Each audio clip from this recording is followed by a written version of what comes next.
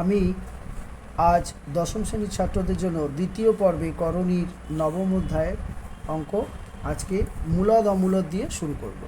তাহলে আমরা আগে জানব মূলদ সংখ্যা। মূলদ সংখ্যা মূলদ সংখ্যা কোনটা? মূলদ সংখ্যা হচ্ছে যেমন 25, যার বর্গ হয় 25, 25-এর বর্গ রুট 5 গুণিত 5, তাহলে শুধু 5।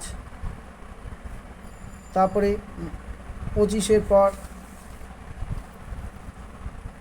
পর আছে, তার আগে আছে 4, আছে 4, 2 গুণিত 2, তাহলে 2। তারপরে a স্কোয়ার, a গুণিত a, তাহলে আবার 125, তাহলে 125 5 গুণিত 5 গুণিত 5, 5 রুট 5।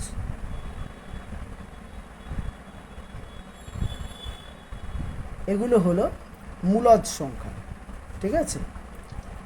বা 16, হ্যাঁ, মূলদ সংখ্যা 16, 4 4, তাহলে 4, এটা হলো মূলদ সংখ্যা। কিন্তু অমূলদ সংখ্যা কোনগুলো? অমূলদ সংখ্যাগুলো হচ্ছে অমূলদ। অমূলদ সংখ্যাগুলো হচ্ছে কি কি? অমূলদ সংখ্যাগুলো হচ্ছে যেমন 3 শুধু রুট 3, 5 শুধু রুট 5, 7 শুধু রুট 7,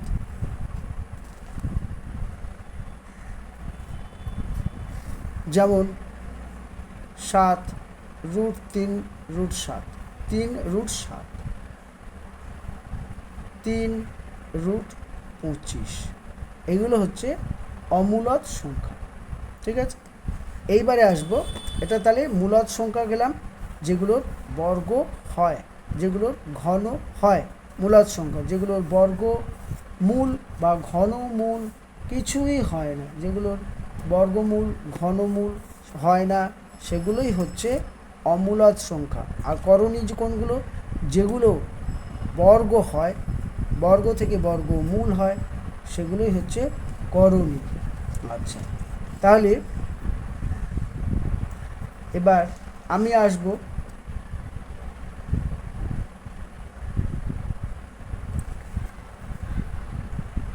করণী কোনগুলো হচ্ছে করণী হচ্ছে, তাহলে করণী হচ্ছে যেমন রুট 4, 2 গুণিত 2, এটা করণী। তাহলে রুট 25, রুট 5 গুণিত 5, তাহলে এগুলো হচ্ছে এগুলো হচ্ছে দ্বিঘাত করণী। এগুলো হলো দ্বিঘাত করণী। আবার এগুলো হচ্ছে মূলদ সংখ্যা, ঠিক আছে? আবার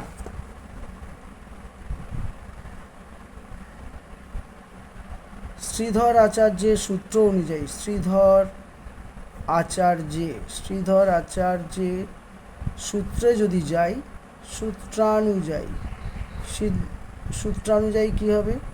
শ্রীধর আচার্যের সূত্রানুযায়ী x² minus 2ax plus a² minus b², এই সূত্র অনুযায়ী গেলে কী হবে? তাহলে আমরা a প্লাস রুট b বা a মাইনাস রুট b, তাহলে এই দুটোই হচ্ছে অমূলদ, দুটি অমূলদ সংখ্যা, দুটি অমূলদ সংখ্যা। এরপরে রুট a রুট এ মানে আমি বলতে পারি এ বাই হাফ। তাহলে রুট এ যদি এ বাই হাফ হয় তাহলে রুট এ বি সমান কি হবে? তাহলে রুট এ বি সমান হবে এ বির হাফ। তাহলে এ হাফ ইন্টু বি হাফ।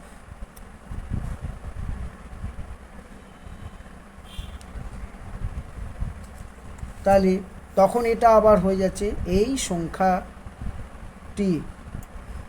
সংখ্যাটি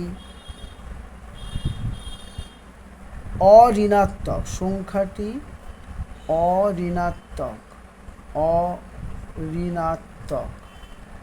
অঋণাত্মক বাস্তব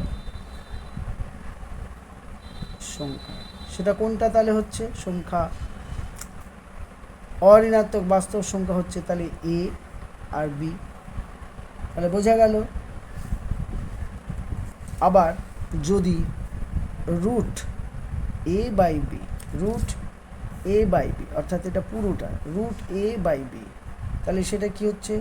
সমান আমি বলতে পারি এ বাই বি তার half. Root A by B, তাহলে রুট দুটোর ক্ষেত্রে তাহলে এ বাই বি হাফ। তাহলে তখন কি হচ্ছে? এ হাফ বি হাফ। তার মানে সেটা হচ্ছে রুট এ রুট বি। এটিও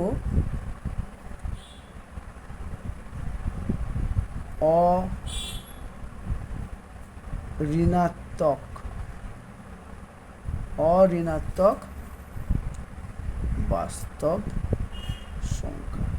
ছাত্ররা তোমরা বুঝতে পারছো? একদম সহজ করে বুঝিয়ে দিচ্ছি। এরপরে আমরা অঙ্কের কিছু প্রয়োগের দিকে যাব। তাহলে দেখো প্রয়োগ 4-এ অঙ্ক আছে সদৃশকরণী। প্রয়োগ 4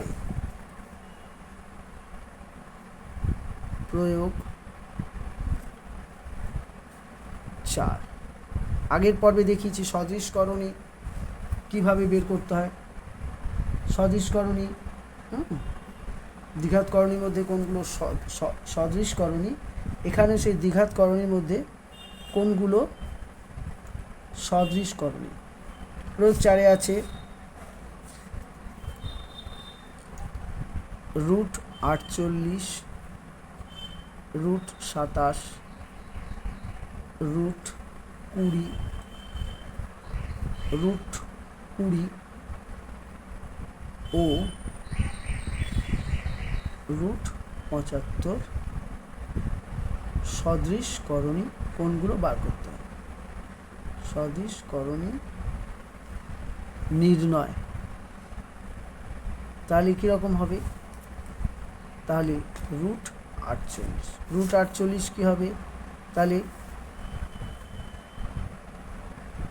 316। তাহলে আমি এটাকে কি করব? 4 গুণিত 4 গুণিত 3।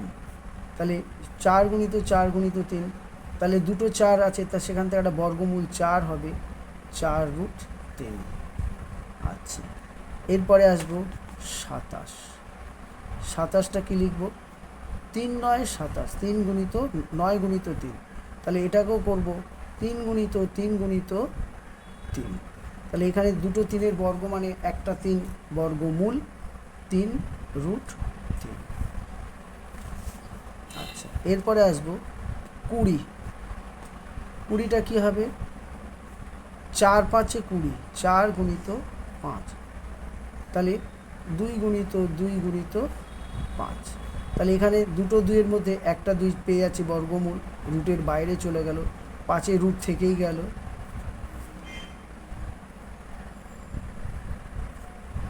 তাহলে এইবারে রুট 75, রুট 75-এর রুট 75, তাহলে রুট 75-এর মধ্যে কি হচ্ছে, রুট 75-এর মধ্যে তাহলে আমরা যাব রুট 75, তাহলে 3 25 75, তাহলে 25 গুণিত 3, তাহলে এখানে লিখব 5 গুণিত 5 গুণিত 3, তাহলে এখানে 5-এ 5-এ করব, তাহলে কি করব, 5-এ 5-এ এই দুটোকে বর্গমূল হচ্ছে, তাহলে একটা 5 বর্গমূল রুট 3, তাহলে এই দুটো করণীর মধ্যে, এই তিনটে করণীর মধ্যে কোনটি সদৃশ, সদৃশ করণীগুলো যেমন হচ্ছে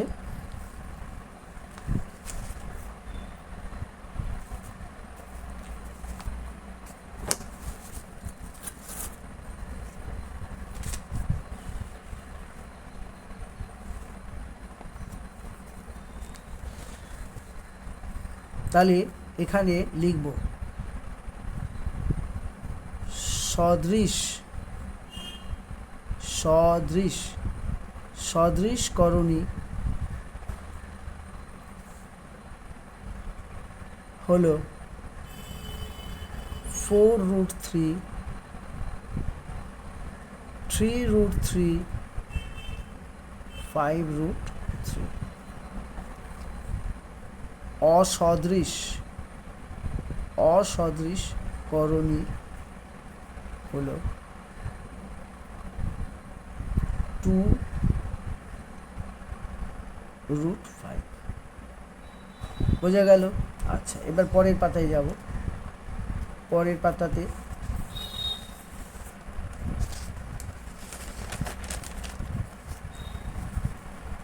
পরের পাতায় যাব। পরের প্রয়োগটা আছে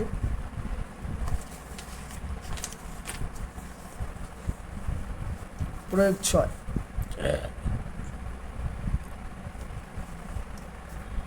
প্রয়োগ 6, প্রয়োগ 6 কি আছে? প্রয়োগ 6 আছে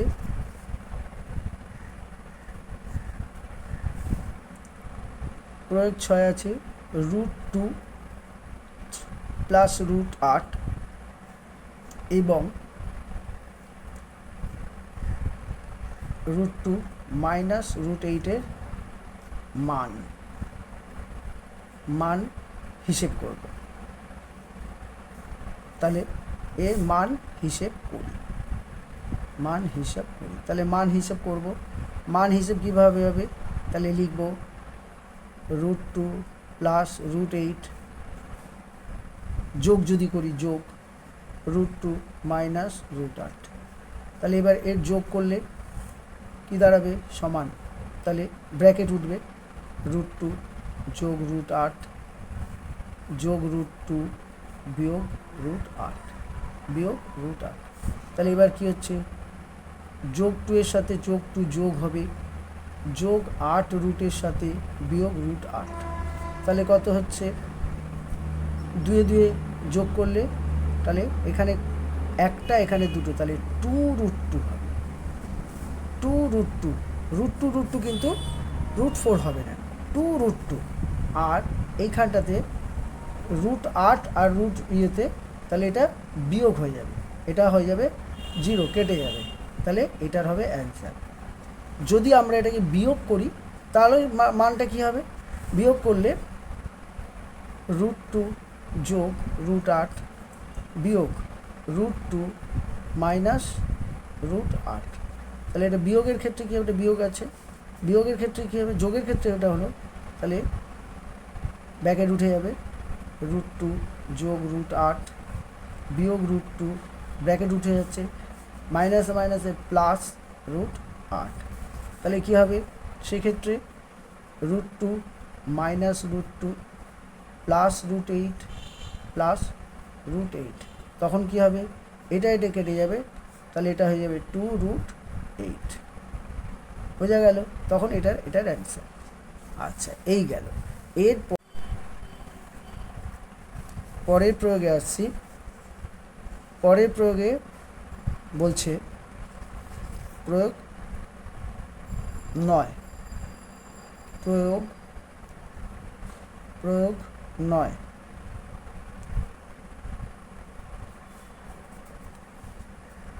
প্রয়োগ 9 9 কি আছে প্রয়োগ 9 আছে √12 -4 √3 ও 6√3 এর সমষ্টি, অর্থাৎ সমষ্টি মানে যোগ, সমষ্টি মানে হলো যোগ। তাহলে আমরা কি করব, তাহলে এবার যোগ করব √12 যোগ ব্র্যাকেট দিই বিয়োগ -√3 যোগ 6√3। তাহলে এবার ব্র্যাকেট উঠবে √12 প্লাসে মাইনাসে মাইনাস 4√3 প্লাস 6√3। এবার এই √12টাকে কী করব, √12টা 2 গুণিত 2 গুণিত 3 বিয়োগ 4√3 যোগ 6√3। তাহলে এটা কী হবে 2 দুগুণে 4, তাহলে একটা 2 বর্গ মূল হয়ে যাচ্ছে, তাহলে 2√3 হয়ে যাচ্ছে বিয়োগ 4√3 প্লাস 6√3।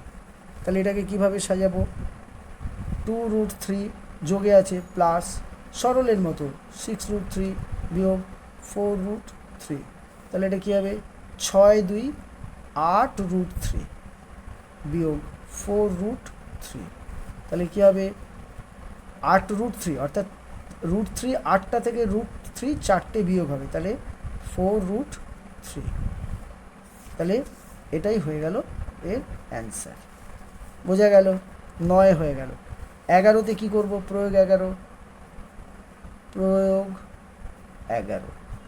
11তে কী করব, প্রয়োগ 11তে দিয়েছে 9 বিয়োগ 2√5 যোগ ব্র্যাকেটে 12 প্লাস 7√5। তাহলে কী করব, সমান 9 বিয়োগ, ব্র্যাকেট তুলে দেবো, 9 বিয়োগ 2√5 যোগ 12 যোগ 7√5। তাহলে 9 যোগ 12 যোগ 7√5 থেকে 2√5 বিয়োগ হবে। তাহলে কি হচ্ছে 12 আর 9 হয়ে যাচ্ছে 21, আর √5 7টা থেকে √5 দুটো বাদ যাবে, তাহলে হয়ে যাবে 5√5। এটাই হলো অ্যান্সার। বোঝা গেল? তাহলে আচ্ছা, এরপরে আরেকটা আছে প্রয়োগ